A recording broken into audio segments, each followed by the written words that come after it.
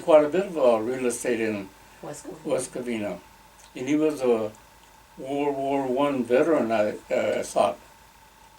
So he was born here in America? No, I think he came from Japan. But somehow, some way, I heard that. But the Hearst Ranch and Machitas they're like that. Hearst Ranch, the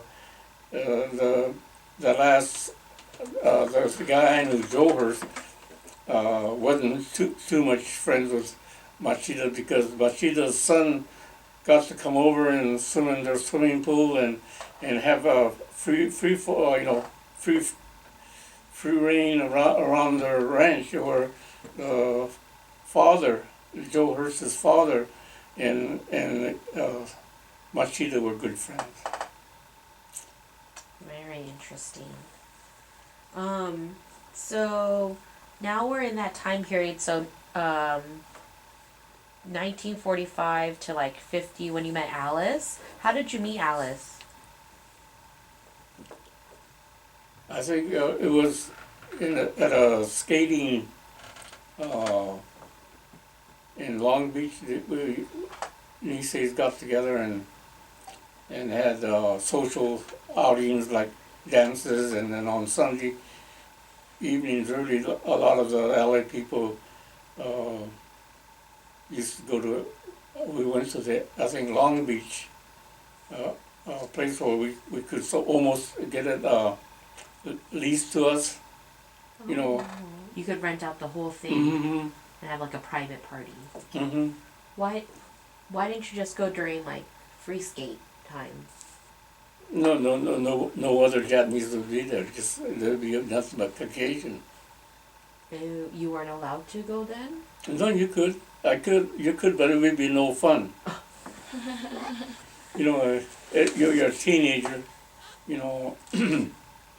So when you came back from the from internment, what was West Covina like? Was it just like just how you left it? We left just about like we left it, and no building, no nothing when we came back.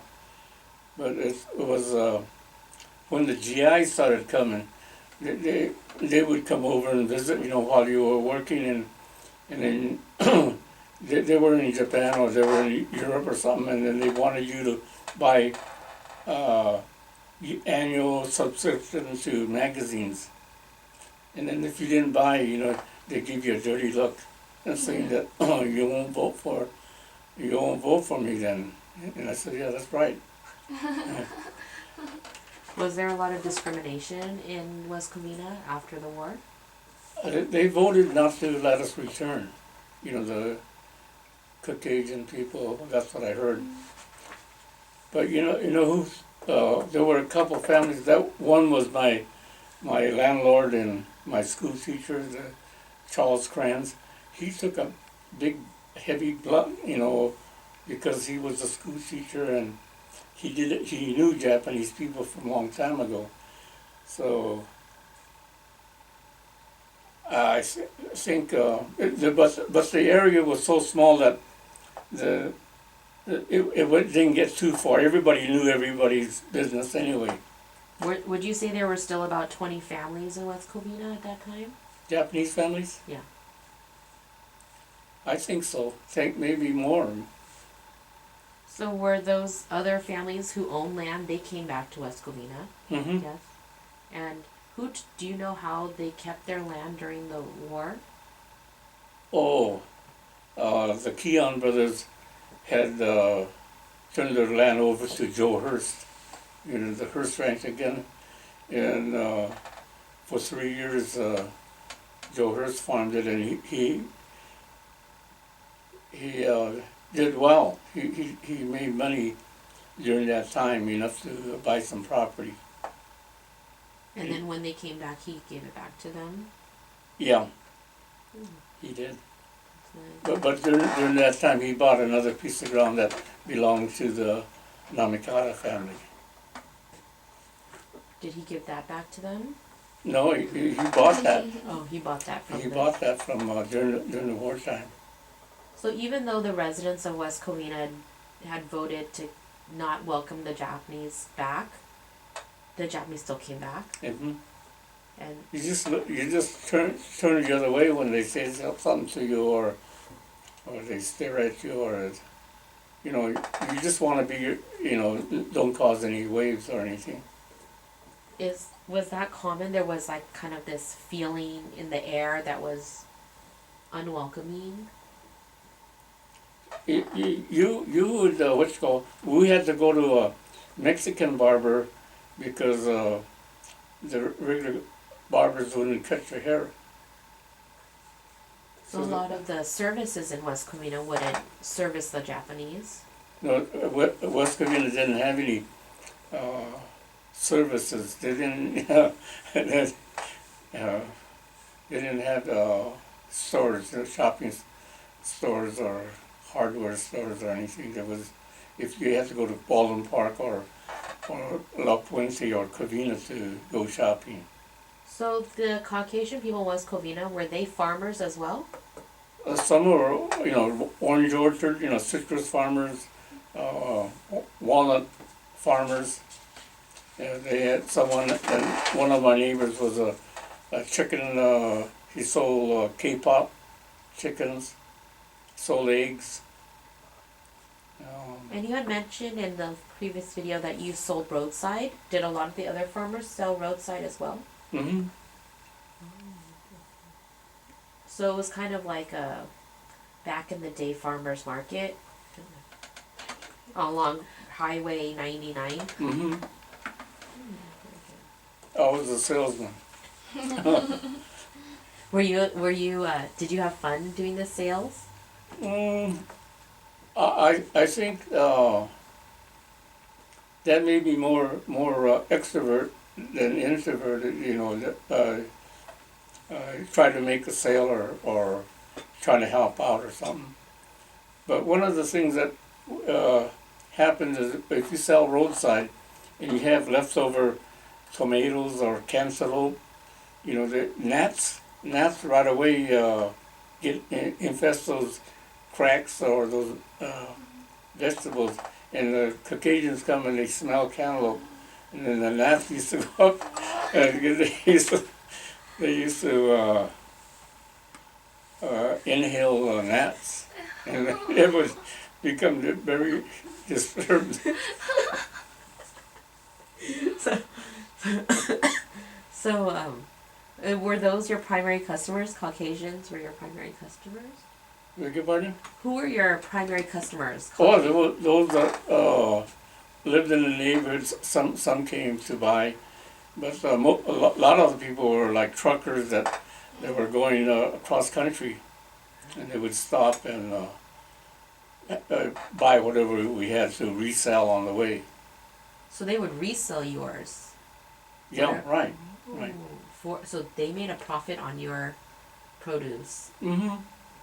Wow. Like a trucker would come and he had a small ice hole or something in the back, and he could shove a sack of onions or 2 or 3 sacks of onions, in fact. So every time he stopped for a coffee or a meal, he pull one of those sacks out and take it in. And he would take orders ahead of time.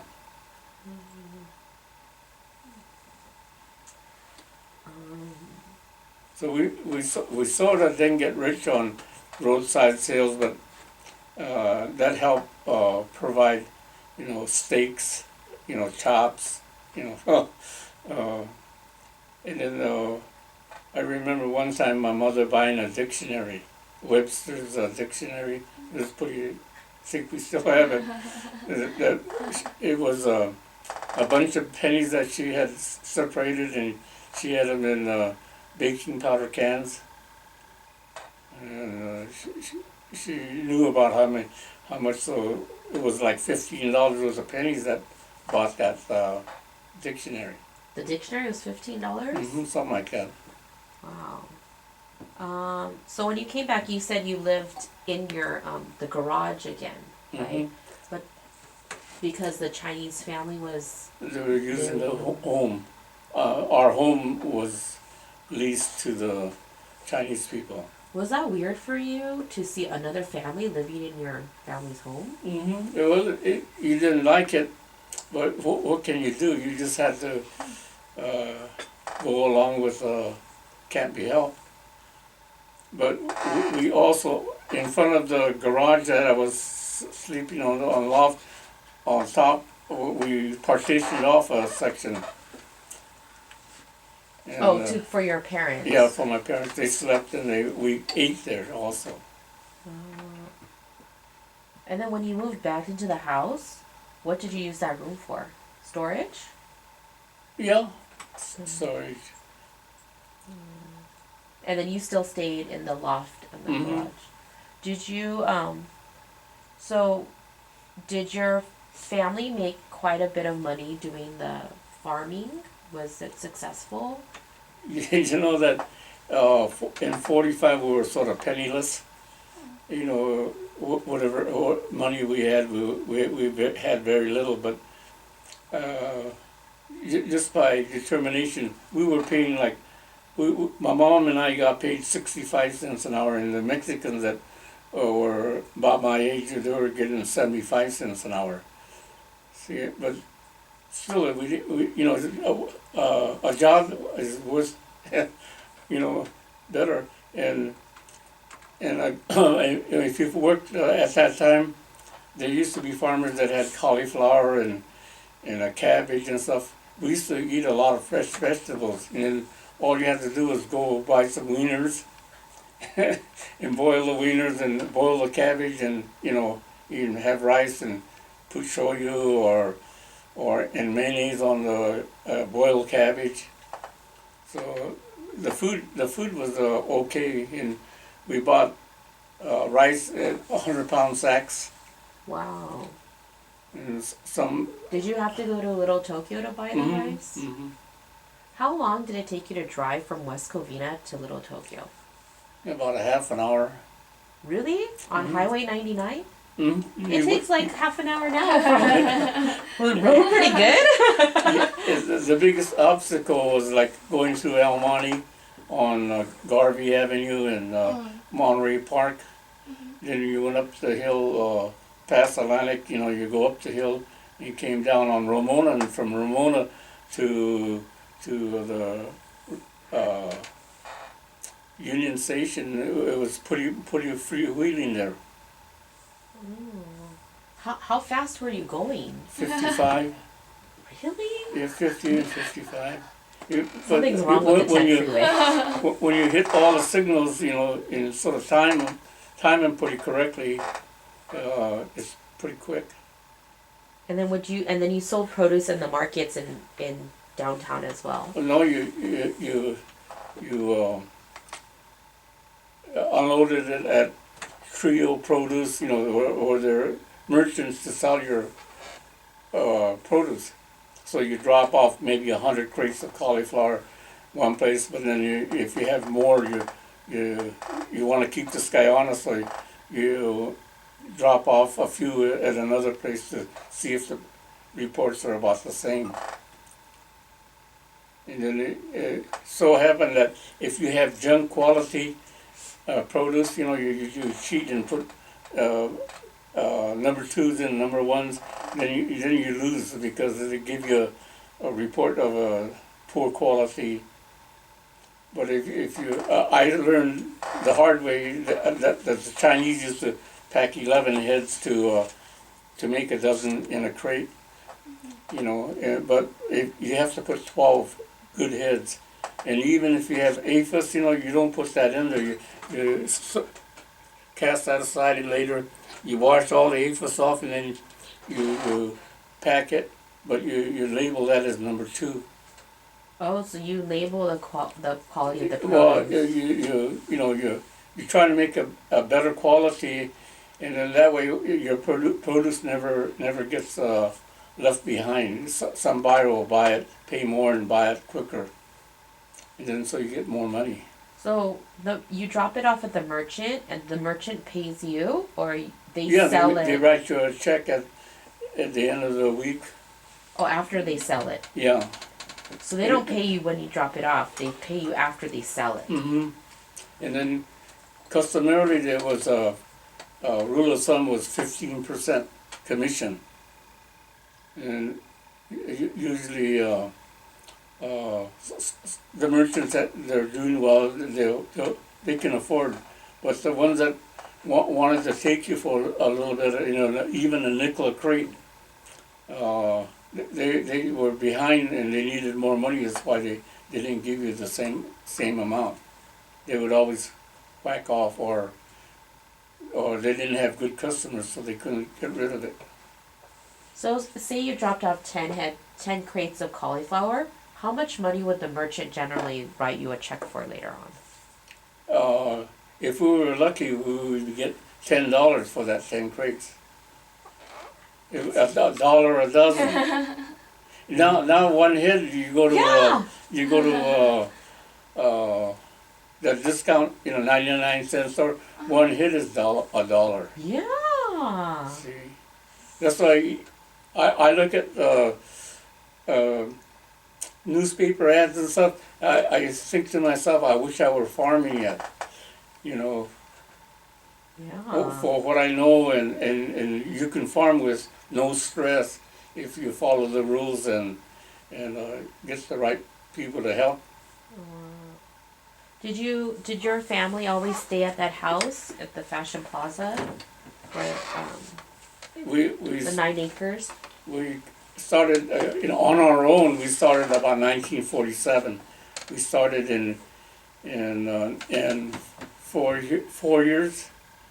I couldn't believe how much money I had in the bank, and that was my money. Not my money, but I felt that was my money because it was in my name, and my mother and I were the ones that earned it. Okay, what I liked about it is I got to handle the whole thing.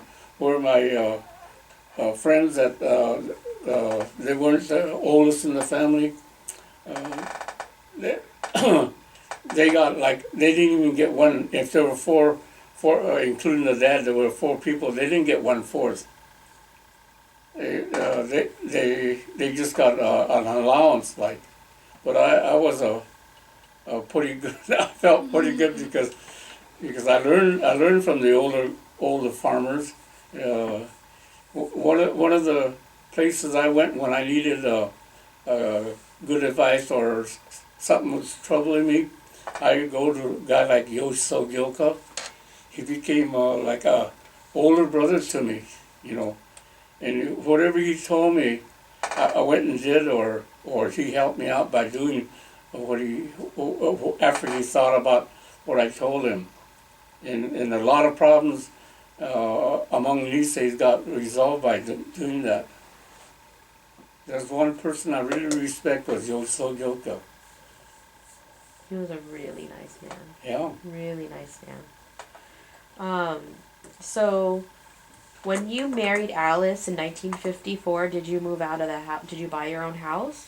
Yeah. Did you know? I did so well in 1951 that as we moved in, I had a new house, not a brand new house, but one that was built fairly new, and we had a new stove, new refrigerator, dining room table, and living room, and even a rug. Not a wall-to-wall rug, but a Area rug. just a regular rug. And her parents bought us a bedroom set, brand new, and then a washing machine.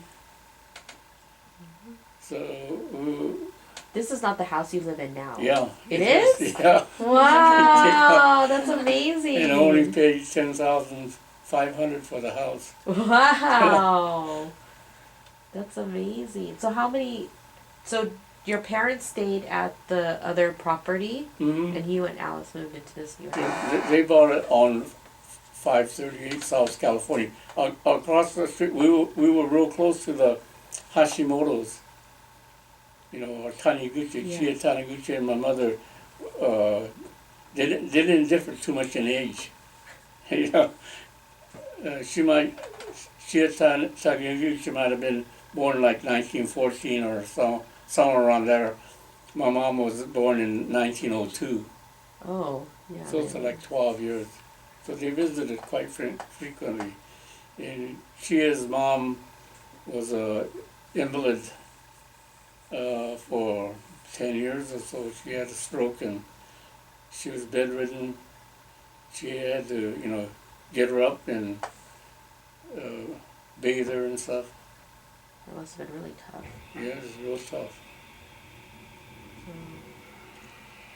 So your parents moved to a different house next to the Hashimoto's, Near the Hashimoto, across the street from the Hashimoto's. but you still leased the same land, the 9 acres still? No, we by then we were sort of giving up the field because they were building a shopping center. That plaza started to go in, and so we got kicked out. Yeah, because that was 50 60. 50, 51 no 54 we bought two houses. I bought it in January where I live now, and we found this other house up on California, and that was about August of 54. Does anybody still live in that house? No, it so happened that in order to sort of outfox Uncle Sam, I thought that if I bought two homes in my name, that IRS will come poking the nose around my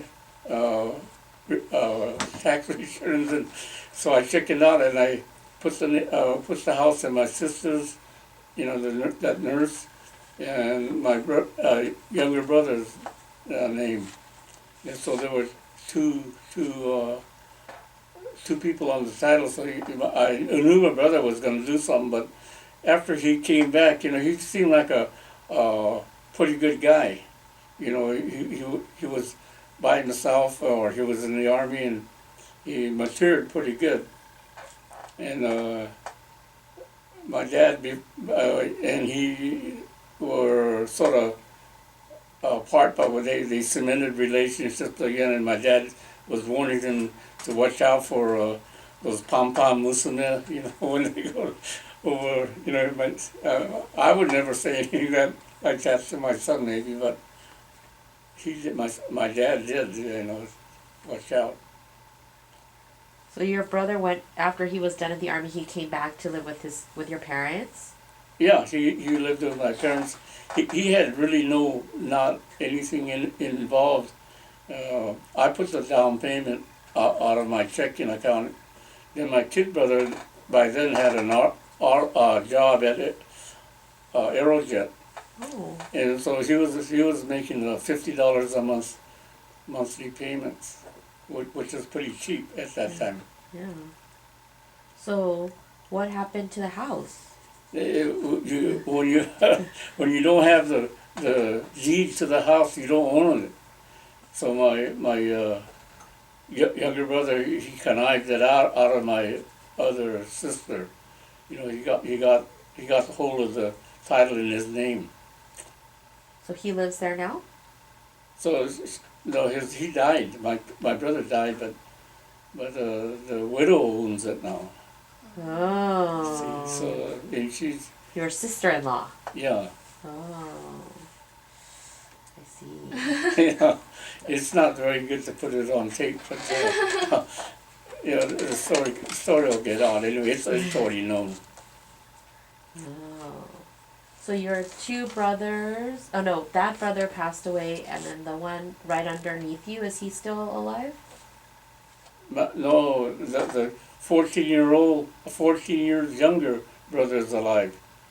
But my brother that was born in 1931, 4 years younger, he passed away about maybe 6-7 years ago. And then your two older sisters are still. My oldest sister passed away maybe 5-6 years ago too. She got married in camp. Yeah, right? she got married in camp. That recent Heart Mountain movie they showed? Her picture is in there. That They were making mochi in camp. There was a picture of it, and now it came to me back in email. About that a Heart Mountain deal that Ono. When did she settle? Where did she settle with her husband? Like back in this area in California, or? No, yeah, they went back and they had a partner. They had no money, and they started that mochia again. Oh, Fugetsudo. That's the one. Yeah. Fugetsudo. Yeah, Oh, I see. but they had a silent partner, That's right. That's right. Yeah. and that was they were making mochi, but they sold meat, and groceries, along with the mochi, That's right. to build back their inventory. So your sister is Brian Quito's mother? Hmm. Very interesting. Very interesting. I see. And then, so when you started having a family, you raised your family in West Covina. How did your kids, like, did the climate change? Was it more accepting, like demographics? Were there more than just Caucasian, Japanese, and Mexicans in the area? Like, what did the population look like when you were starting to have your family, and what? I think it reverted back to like it was before the war. Um, I remember my son coming home from school and he got spat on because he wouldn't let go of his encyclopedia book that he went to share, in his class. So a couple guys tried to take it away from him, but then they couldn't get it away from me. So it wasn't torn or anything, but it was. He treasured the book more than getting spat on. So he was a tough guy. That's the one that has a PhD. My son has a PhD that we're sort of proud of. What does he have his PhD in? Electrical engineering Wow. or computer science, if you want. Wow. So all of your, and then you have 5 kids, Mm-hmm. right? 5 kids. So when they grew up in West Covina, it was a warm and accepting place for everyone in different Mm-hmm. cultures. Typical American town, I think. There wasn't heavy in one nationality. It was all a pretty good mixture then. And then the Japanese came back, and some of them did, but we tried to move into an area where my neighbors were all Caucasian. Or in Baldwin Park, there were like 5, 6 houses in a row, all Japanese. They colonized themselves again. But that wasn't the case in West Covina. No, not too much. The 10 freeway came to West Covina in like 1950-ish, 1955, is that right? Mm-hmm. Around the mid-50s. Yeah. Did that bring a whole bunch of housing to the area? Yeah, that's what made us quit farming. The housing boom started, and so the land became less available to farm. Is that when you went into gardening, Yeah. landscaping, Mm-hmm. and that became a successful business for you as well? Not too good, because we were trying to do two things. We were trying to farm and try to do gardening at the same time. And my parents worked the field, and I worked by myself gardening. It didn't work out that way too good, because what things you need to do immediately didn't get done. So, when did you stop the farming? like Mm. completely? 50, maybe 56, 56 maybe, 57. But we did pretty good, we did